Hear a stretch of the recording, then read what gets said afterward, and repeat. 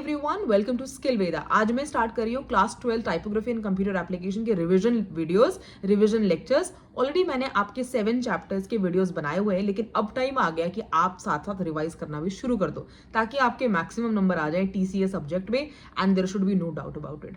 मैं जो पढ़ा रही हूँ आपको, ये मटीरियल जो है सीबीएसई का मटीरियल है, जो कि सीबीएसई की साइट से आपको मिल जाएगा। मैं वीडियो डिस्क्रिप्शन में लिंक प्रोवाइड करूंगी, आप वहां से डायरेक्टली पीडीएफ को डाउनलोड करके अपने पास रखो और जैसे जैसे मैं रिवाइज करती जा रही हूँ आप उसमें भी रेफर करते जाओ, क्योंकि आपको इन सिंक रहना है मेरी टीचिंग के साथ। क्लियर हो गया? Chapter number 2 manuscript. सबसे पहले याद रखना है मैन्युस्क्रिप्ट का डेफिनेशन। तो क्या लिखा है यहाँ पे? A manuscript is any document in type written और hand written form. A manuscript is any document in type written और हैंड रिटन फॉर्म। मैन्युस्क्रिप्ट कोई भी ऐसा डॉक्यूमेंट होता है जो या तो हाथ से लिखा गया या फिर टाइपराइटर से लिखा गया है।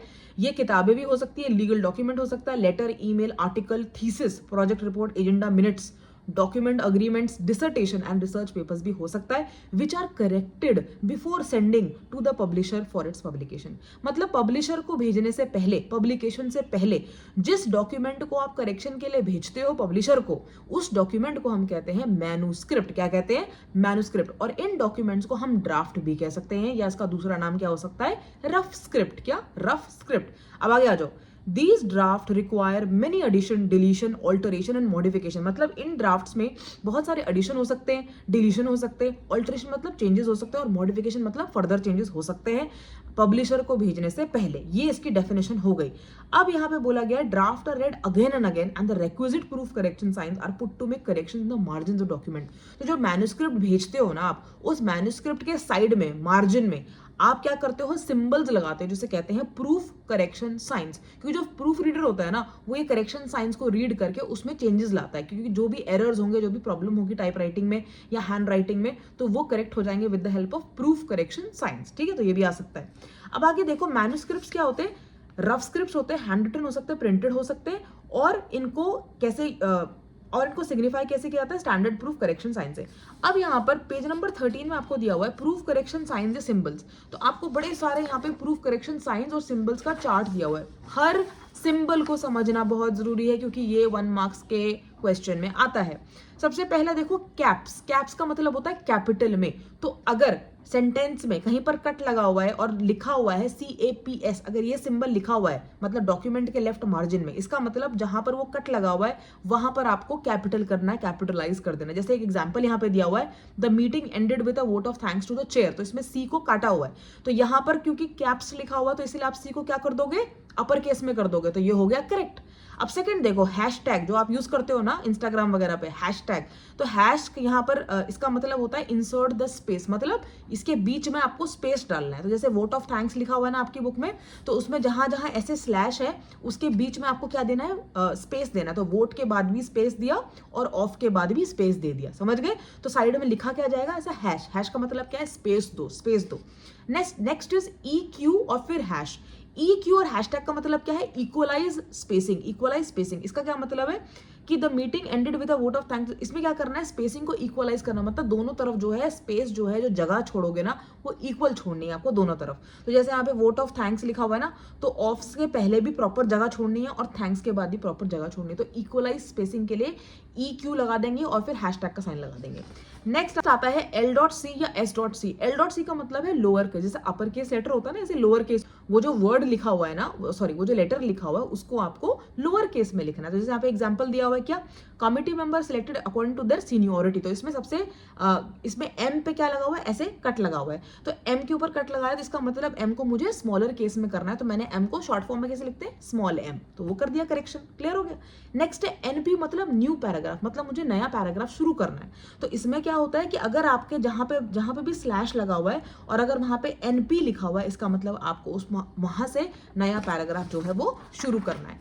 नेक्स्ट होता है ऐसा, ये ओम जैसा अजीब सा साइन, इसका मतलब होता है run on there should be no paragraph. Run on मतलब कंटिन्यू करो, बीच में पैराग्राफ की रिक्वायरमेंट नहीं है। तो अगर पैराग्राफ से पहले ये 3 जैसा साइन बना हुआ है, इसका मतलब आपको उसको चिपका देना है, आपको बीच में कोई गैप नहीं छोड़ना। नेक्स्ट है डी। डी का मतलब है डिलीट द मैटर। अगर स्मॉल में डी बना है मतलब जहां पर भी वो स्लैश लगा रखा है वहां से आप उसको डिलीट कर दीजिए। नेक्स्ट है CTR डॉट। CTR मतलब सेंट्रलाइज द मैटर, मैटर को सेंट्रलाइज करो, बीच में लिखो। नेक्स्ट इज STET, इसका मतलब let it stand as it is. Let it stand as it is मतलब do not delete the matter, matter को डिलीट मत करो, और जो भी करेक्शंस वहां पे करी गई हैं, डॉटेड है, अंडरनेथ है, अंडरलाइन है, उन सबको इग्नोर करना है STET में, मतलब let it stand as it is, जैसा है वैसा ही रहने दो, कोई चेंजेस नहीं करने। नेक्स्ट है इन फुल। इन फुल का मतलब मैटर को पूरा फुल फॉर्म में लिखो, शॉर्ट फॉर्म में नहीं लिखना। तो अगर यहाँ पर इन फुल लिखा हुआ है तो आपको उसको फुल में लिखना है। 3 अगस्त के आगे कॉमा डाल के एक डैश डैश दिया हुआ है तो पूरी प्रॉपर डेट्स अगर लिखी है तो फिर वो इन फुल हो गया। क्लियर है? उसके बाद ये एक साइन बना बड़ा प्यारा सा ट्रांसपोज, ये आया था पेपर में पिछली बार आई थिंक। तो इसका मतलब होता है ट्रांस। ट्रांस का मतलब वर्ड्स को ट्रांसपोज कर दो। ट्रांसपोज मतलब इधर उधर कर दो। जैसे इन फ्यू ईयर्स है ना, तो इसका करेक्शन क्या होना चाहिए था? इन अ फ्यू ईयर्स। तो इसमें क्या किया इसने? इन को पीछे लगा दिया और एक को आगे लगा दिया। जब आप इधर से उधर कर दो लेटर को तो आप यूज करते हो क्या? Trans, TRANS। क्लियर हो गया? अब आ जाओ पेज नंबर 15 पे। अब दूसरा वाला ट्रांस देखो, एक तो ये वाला ट्रांस था, अभी दूसरा वाला ट्रांस है, एस टेढ़ा तरीके से बना रखा है। इसमें क्या करना होता है? इसमें ना लेटर को इधर उधर करते हैं। पहले हमने वर्ड को इधर उधर किया था ना, अब इसमें हम लेटर को, जो अक्षर है ना, उसको इधर से उधर करेंगे। जैसे यहाँ पे एजुकेशन लिखा हुआ है ना, तो एजुकेशन में डी, इसको आपको चेंज करना है। आपको EDCU है तो EDUC करना है। ठीक है? तो मतलब आपने लेटर, जब आप लेटर अदल बदल करते हो तो ये वाला साइन है, अगर आप पूरे शब्द को अदल बदल करते हो दूसरा साइन है। अब आ जाओ आगे, TRANS अगर लिखा है तो transpose the words given in a jumbled order. अगर ऐसा लिखा हुआ है 4 3 2 1 ब्रैकेट करके लिखा हुआ है तो उसको आपको जंबल ऑर्डर मतलब 1 2 3 4 करके करना है। Next is SP। SP का मतलब होता है स्पेल। स्पेल का मतलब स्पेलिंग एरर है। स्पेलिंग एरर है, जैसे EXECEPT के नीचे से अंडरलाइन करा हुआ है। ठीक है? और उसके आगे SP लिख दिया, मतलब स्पेलिंग मिस्टेक करिए जी। तो फिर स्पेलिंग मिस्टेक यहाँ पे क्या था? एक्सेप्ट नहीं था, एक्सेप्ट था, ACCEPT था। और प्रिंसिपल में यहाँ पे मुझे प्रिंसिपल स्कूल वाला नहीं चाहिए था, मुझे चाहिए था PRINCIPLE। तो जहां पे स्पेलिंग मिस्टेक होगी उसे क्या बोलोगे? SP। उसके बाद देखो एक ऐसा साइन और ऐसा साइन, इसका मतलब होता है close up, not to leave any space between the 2 words.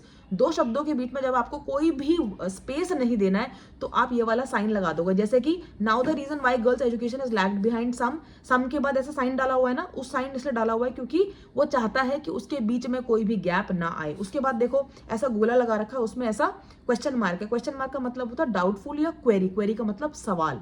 ठीक है? तो अगर ऐसा गोला लगा रखा, क्वेश्चन मार्क लगा रखा है, इसका मतलब वहां पे डाउट है, वहां पे सवाल है। नेक्स्ट एक अजीब सा साइन यहाँ पे बना हुआ है। इस साइन का मतलब होता है चेंज टू करेक्ट फॉन्ट, मतलब यहाँ पर आपको फॉन्ट सही करना है। फॉन्ट मतलब कि जो लिखा गया है वो बहुत छोटा लिखा गया, उसका साइज बढ़ा देना है। तो वो फॉन्ट चेंज करने के लिए ये वाला साइन है। फिर मूव टू द लेफ्ट है, अलाइनमेंट वाला। मूव टू द राइट है, मूव अप है, मूव डाउन है। ये तो आप समझ ही जाओगे, तो सिंपल अलाइनमेंट चल रहा है। अब आ जाओ नेक्स्ट पेज पे। नेक्स्ट पेज पे जब आप आ जाते हो तो आता है एक 2 ऐसे डंडे बने हुए, straight in the left margin से है कि आपको पूरा जो मैटर है वो लेफ्ट मार्जिन में शिफ्ट कर देना है। क्लियर हो गया? नेक्स्ट है ऐसा एरो लगा है और एक स्लैश डंडा यहाँ पे बना हुआ है। Justify the matter right side, मतलब अगर आप चाहते हो कि ये वाला साइन अगर बना हुआ है तो आप पूरी चीज जो है उसको राइट हैंड साइड में अलाइन कर दो। जैसे हम MS वर्ड में left alignment, centre alignment, right alignment करते हैं ना, उसी प्रकार से अगर हैंड रिटन फॉर्म में टाइपराइटर वाले व्यक्ति को आपको बताना हो कि भाई सब कुछ राइट अलाइन कर दे तो ये वाला साइन लगाओगे। ठीक है? ये वाला साइन लगाओगे। ठीक है? नेक्स्ट देखो एक गोला बना रखा है, उसके अंदर एक बिंदी बना रखी है। इंसर्ट फुल स्टॉप, इसका डालना है, फुल स्टॉप डालना है। उसके बाद इंसर्ट कॉमा का यहाँ पर प्रूफ करेक्शन साइन है। इंसर्ट कॉमा मतलब कॉमा लगाना है। इंसर्ट साइन ऑफ इंटरोगेशन मतलब क्वेश्चन मार्क लगा दो। इंसर्ट हाइफन मतलब बीच में हाइफन डाल दो। इंसर्ट डैश मतलब डैश डाल दो। तो ये सिंपल चीजें हैं, ये आप 2-3 बार भी पढ़ लोगे ना तो आपको बढ़िया से इसको सिंबल याद हो जाएंगे। फिर आगे देखो पेज नंबर 17 पे देखो 2 ऐसे स्लैश बने हुए, बीच में एक हाइफन बना हुआ है। ठीक है? तो ये हाइफन लगाने के लिए, उसके बाद 2 स्लैश बने, बीच में एक्सक्लेमेशन मार्क लगाने के लिए। सिंपल है। मतलब अगर 2 स्लैशेस के बीच में जो भी पंक्चुएशन मार्क आ रहा है ना, चाहे एक्सक्लेमेशन है, चाहे सेमी कॉलन है, चाहे कोलन है, चाहे अपोस्ट्रोफी है, चाहे डबल इन्वर्टेड कॉमास है, चाहे मैटर इन द मार्जिन है, वो आप सिर्फ पंक्चुएशन लगा दो जहां पर भी वो स्लैश दिया हुआ है, जहां पर वो स्लैश दिया हुआ है। क्लियर है? तो ये है भाई आपके प्रूफ करेक्शन साइन। तो आप इस टेबल को एक बार ढंग से इसकी सिंबल ध्यान से देखना, क्योंकि पेपर में ना सिंबल छाप के देते हैं और पूछते हैं कि इस सिंबल का मतलब क्या है, इस प्रूफ करेक्शन साइन का मतलब क्या है। अब आगे देखो procedure of preparing a fair copy of the manuscript.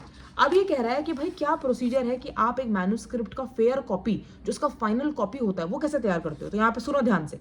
For typewriting a fair copy of a manuscript, the office assistant or the computer operator or the steno or the personal assistant should possess sound knowledge of the language in which the document has been written.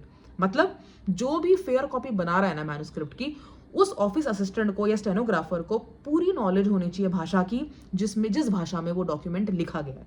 Second चीज, he may face certain difficulties at the time of preparing a fair copy. हो सकता है उसको दिक्कत आए जब वो fair copy बना रहा है मैन्युस्क्रिप्ट की, जैसे कि उसको व्यक्ति की हैंड राइटिंग ही ना समझ में आए, understanding the hand writing, spelling of certain difficult word, या उसको स्पेलिंग समझना है एंड सो ऑन। इसीलिए उसको एक्वेंटेड होना जरूरी है, उसको पता होना जरूरी है with the various proof correction sign. भाई ऐसे साइन लगाओगे तभी तो करेक्शन कर पाओगे, तभी तो मैन्युस्क्रिप्ट प्रॉपर तैयार होगी, नहीं तो एरर वाली मैन्युस्क्रिप्ट आप पब्लिशर को दे दोगे तो किताब में छपेगा क्या। आगे देखो, he should be well aware about the various rules of display to be applied in different kinds of documents. उसको रूल के बारे में पता होना चाहिए जो अलग अलग डॉक्यूमेंट्स में लगता है, especially when the documents are in draft form and sometimes handwritten with various corrections, जो कि एक स्टेनोग्राफर को या ऑफिस असिस्टेंट को ध्यान में रखना जरूरी है जब वो फेयर कॉपी जो है बना रहा है। पहला है, before starting to type write the document को टाइप राइट करने से पहले आपको उसको वंस और ट्वाइस, एक या दो बार पूरा पढ़ना है। In case the document is lengthy one, अगर डॉक्यूमेंट बहुत लंबा है, it should be read paragraph है, उसको पैरावाइज पढ़िए। By reading the document once और ट्वाइस, जब आप डॉक्यूमेंट को एक या दो बार पढ़ लेते हैं, he becomes familiar with the style of the person who has written the document and it becomes very easy to type write a fair copy. मतलब दूसरे के राइटिंग स्टाइल को समझने के लिए या तो आप उसको पूरा पढ़ लो एक या दो बार, या फिर आप उसको पैरावाइज पढ़ लो। तो ज्यादा बार जब आप उसे पढ़ लोगे तो आपको ऑटोमेटिकली आइडिया हो जाएगा कि उस व्यक्ति ने लिखा क्या, ये कहना चाह रहा है। सेकंड है, word which is not clear in the manuscript should be encircled and he should proceed reading the matter. जो भी मैन्युस्क्रिप्ट में उसको शब्द क्लियर नहीं लग रहा है, उसको एनसर्कल मतलब गोला लगा देना है, and he should proceed reading the matter, और उसके बाद वो प्रोसीड करे, मतलब he has to go forward. Now it may be possible that this word is more clear in the following paragraphs of document. हो सकता है कि ये वर्ड जिसमें आपने गोला लगाया, हो सकता है आगे जाके आपको क्लैरिफाई हो जाए, आपको समझ में आ जाए। Third point is, in case after reading the whole document one is not able to understand any word, पूरा मैन्युस्क्रिप्ट पढ़ने के बाद भी कुछ भी नहीं समझ में आ रहा, sentence should be read time and again in order to find out the correct word which conveys the correct sense of sentence. मतलब तब भी नहीं समझ में आ रहा तो आपको क्या करना पड़ेगा, सेंटेंस को, वाक्य को बार बार पढ़ना पड़ेगा और फाइंड आउट करना पड़ेगा सही वर्ड, जिससे कि सेंटेंस का, वाक्य का सही सेंस जो है वो कन्वे हो, ये आपका काम है। During the course of type writing from the manuscript, जब आप मैन्युस्क्रिप्ट से टाइप राइट कर रहे हो, फेयर कॉपी बना रहे हो, spelling of the word must be check with the help of dictionary in the computer. Computer के अंदर जो डिक्शनरी होती है उससे वर्ड की स्पेलिंग चेक करो। Computer operator should run the spelling check and grammar check after type writing the whole document before giving the print command. मतलब print करने से पहले डेफिनेटली आपको स्पेल चेक करना है, आपको ग्रामर चेक करना है कि भैया उसमें स्पेलिंग मिस्टेक तो नहीं है, ग्रामर मिस्टेक तो नहीं है, and then you can give the print command to print the final document. No sentence should be typed by mere guess work. Mere मतलब तुक्केबाजी, तुक्का नहीं लगाना, सेंटेंस तुक्के से नहीं लिखना। The operator should apply common sense while type writing from manuscripts and glaring errors should be avoided. मतलब ऑपरेटर को अपना कॉमन सेंस दिमाग लगाना है जब वो टाइप राइट कर रहा है, और ग्लेयरिंग एरर्स, बड़े बड़े ब्लंडर्स, एरर्स नहीं करने। Next is, most commonly use abbreviation should not typed in full. जो मोस्ट कॉमन, जैसे DR डॉट है, उसको पूरा डॉक्टर मत लिखने बैठ जाओ, या मिस्टर MR लिखते हो ना तो MR ही लिखो, यानी पूरा MISTER, या मिसेज में पूरा पता नहीं क्या, या फिर MS में पूरा MISS लिख रहे हो। जो एब्रीविएशन है उसको एब्रीविएशन यूज करो। नेक्स्ट है, whole document should be compared with the manuscript before giving the print command. पूरा डॉक्यूमेंट जो है वो मैन्युस्क्रिप्ट के साथ आपने कंपेयर करना है प्रिंट कमांड देने से पहले। क्लियर हो गया? यही है प्यारा सा मैन्युस्क्रिप्ट चैप्टर। 2 बार भी इसको ढंग से आपने पढ़ लिया, ऐसा हो नहीं सकता कि आपकी मिस्टेक हो जाए फालतू में। अब नेक्स्ट देखिए, रिव्यू क्वेश्चन है। यहाँ पर पूछा गया पहला सवाल, व्हाट इज मैन्युस्क्रिप्ट। तो मैंने आपको सबसे पहले बताया वीडियो स्टार्ट होने से पहले, मैन्युस्क्रिप्ट की डेफिनेशन पहले पेज पे दी गई है, मतलब जहां से आपका चैप्टर नंबर 2 स्टार्ट हो रहा है। तो ये डेफिनेशन यहाँ से निकल गई। व्हाट इज प्रूफ रीडिंग, क्या होता है भाई प्रूफ रीडिंग? प्रूफ रीडिंग होती है, it is the process which is done before giving the final print command. It is the process which is done by the office assistant. It is the process which is done by the stenographer to correct any kind of errors in the manuscript. Error को correction के लिए तो आप proof reading करते हो। Proof reading मतलब आप उसको रीड करने के बाद जो भी गलतियां हैं उसको सुधारने के बाद फिर आप फाइनली उसको प्रिंट करने जाओ। What is the difference between proof reading and manuscript? Proof reading और मैन्युस्क्रिप्ट में डिफरेंस ये होता है कि भाई मैन्युस्क्रिप्ट तो आपने एक बार आपने ड्राफ्ट बनाया है, ठीक है, लेकिन प्रूफ रीडिंग होने के बाद वो फाइनल हो जाता है और फिर वो प्रिंट एंड पब्लिशिंग के लिए पूरा तैयार हो जाता है। क्वेश्चन नंबर 4 है, what should we do before type writing the manuscript? Manuscript को टाइप राइट करने से पहले हमें क्या करना चाहिए? क्या करना चाहिए? ये जो 3 4 5 मैंने इतने लंबे लंबे पॉइंट बताए ना, यही करना चाहिए, यही इसका आंसर है। नेक्स्ट क्वेश्चन नंबर 5 है, why do we need to learn the manuscript science? हम साइन क्यों पढ़े? मैंने बताया था ना, प्रूफ करेक्शन साइन।